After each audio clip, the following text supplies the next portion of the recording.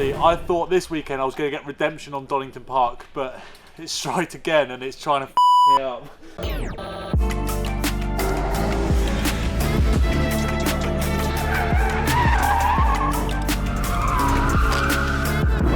This race weekend has been in the makings for months, and this is because we are racing on the British GT weekend at Donington Park GP, and I cannot wait for this weekend to get started. We'll be here with thousands of spectators, live streamed on ITV, as well as being a support race to the biggest motorsport in the UK, the British GTs. It's going to be an absolutely wicked weekend. Here is my new Caterham 420R that I'm hiring this weekend from LFP, and I cannot wait to get buckled in and ready for testing. Here's some POV footage of me in my first testing session. Oh my god, the day has come. We are out testing. This is going to be insane. I've been waiting, it feels like forever, for this moment, and I am so happy it's finally came. Cold slicks, I'll try not to let it catch me out this time. Oh man, it is slippery. I am so excited. Oh my god, these cold slicks! This is my first time in the car this year. Just trying to warm these up. I just don't want to spin out.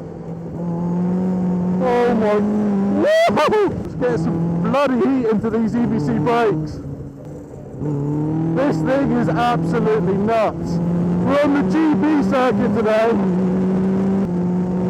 What a weapon. Oh my god. First time into the hairpin. I'm running on second-hand slicks, so I can afford to give it a big lick out of here. Oh yeah! What a car! Yes! Oh, I bloody love it. Oh, I told my mechanic I was just going to bend the brakes in, but we're now flat down greater cabs! Oh, sorry. I should listen. Right, first push lap, let's go. Oh my god, big rock up. I thought that was game over. That was terrifying!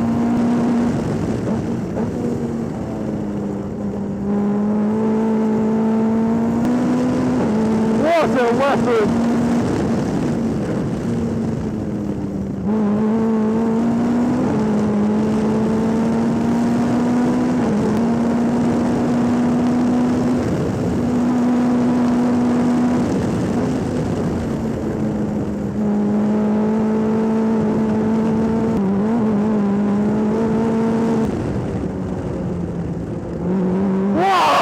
Back curb. Almost in the gravel there.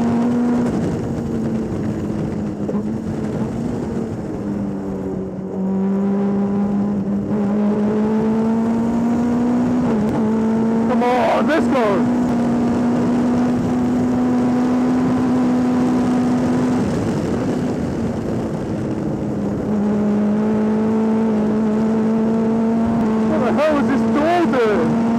What's going on here? Get away from me! Why is it attacking me? What a delightful car this is. Oh my god, I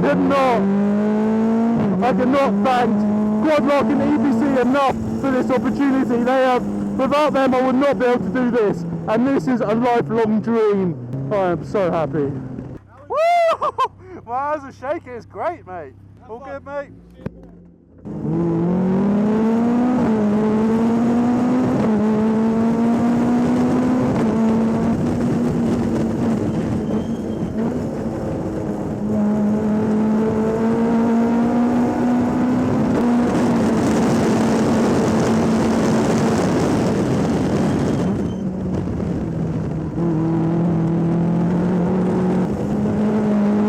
Let's get him!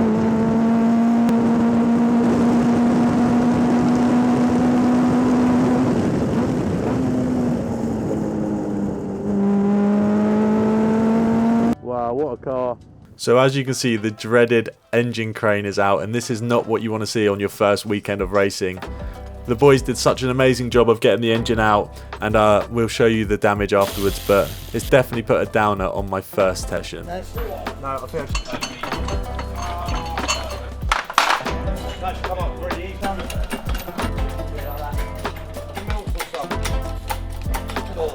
Yeah, that's cool. Get oil. Done a good job of that, haven't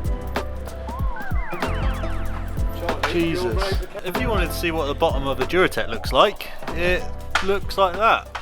With, yeah. And how it happened, I'm sure you would have seen by now, but I took the sump out and the bell housing at the old hairpin. Honestly, I thought this weekend I was going to get redemption on Donington Park, but it's striked again and it's trying to fuck me up. As some of you may know, last time I was at Donington Park, I lost my championship due to breaking a gear lever whilst in the lead of a race. Yeah, Donington definitely hates me, and we can say that for sure now. Right, qualifying time, old engine, new engine, everything's good. Dan Spanner checked it, it's got it all sorted.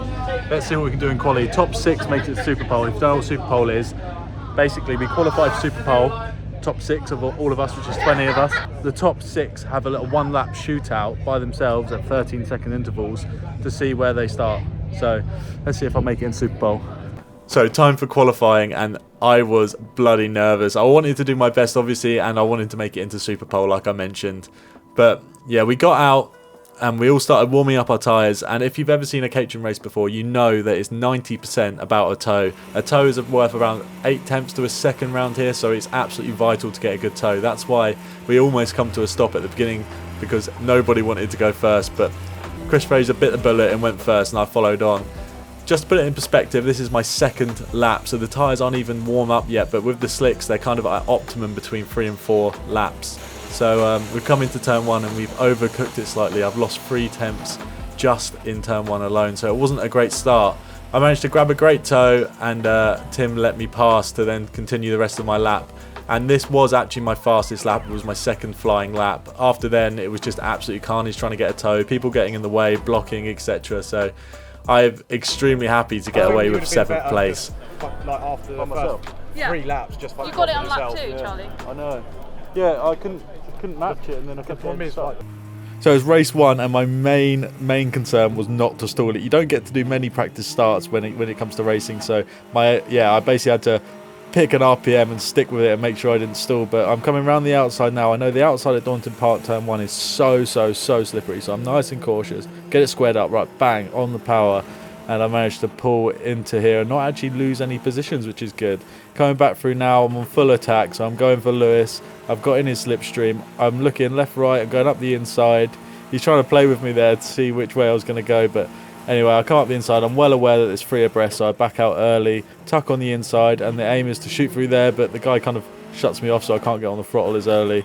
But anyway, it was just like, this race was absolutely carnage. Lap after lap was just bundles of tyre smoke and people getting taken out. It was absolutely terrifying. So my idea was just to keep clean, pick people off one at a time, and wait till the end of the race, because there's no point battling for 5th and 6th position and try and work my way up even closer, because, you know, we might as well do that all on the last 2 laps. We're coming side by side into here, which is never a good thing to do as it goes into single file. I bounce off the curve and it's really tight. I did not want to give up this space because I felt like I was just barreling down backwards. But yeah, there's a big collision here where the leader got spun round and hit into the tyre wall, and that caused a red flag which ended our race early.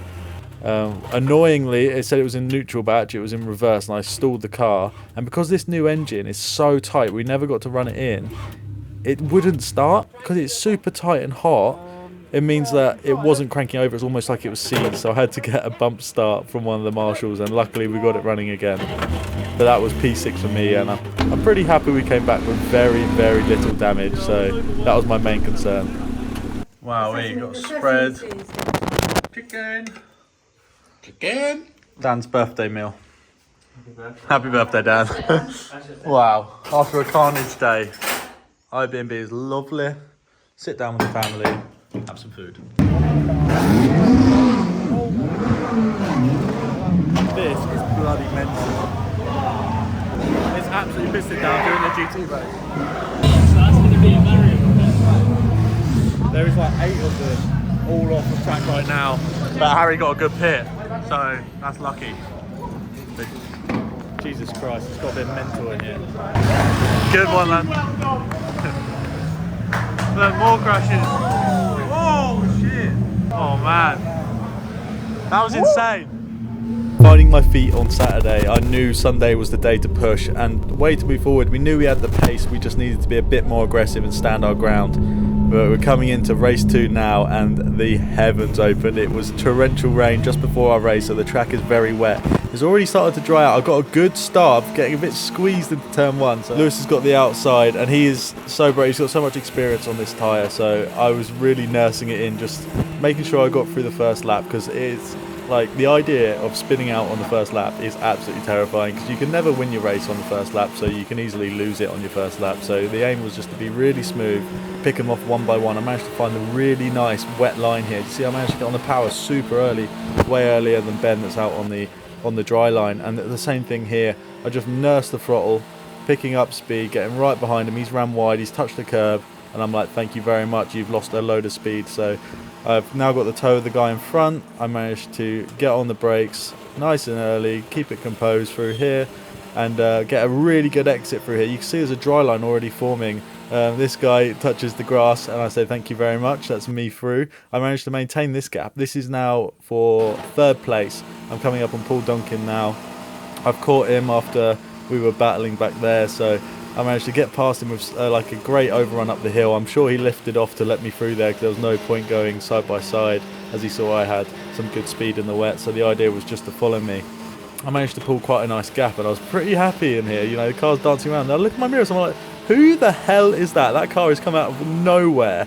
I was like super confused, so I'm like a bit wary. I'm like, well, he might be on slicks, but he might be a lap down, and that's Wes Payne. Wes Payne started at the back of the grid, and he started on slicks. So what a legend. So as it started to dry out, he was 4 seconds a lap quicker than us, which is just unbeatable. You see through here, my car's properly twitching about, even here, where I'm still having to drive on like half a wet line to try and keep the car kind of tyres not burning up and going off really early.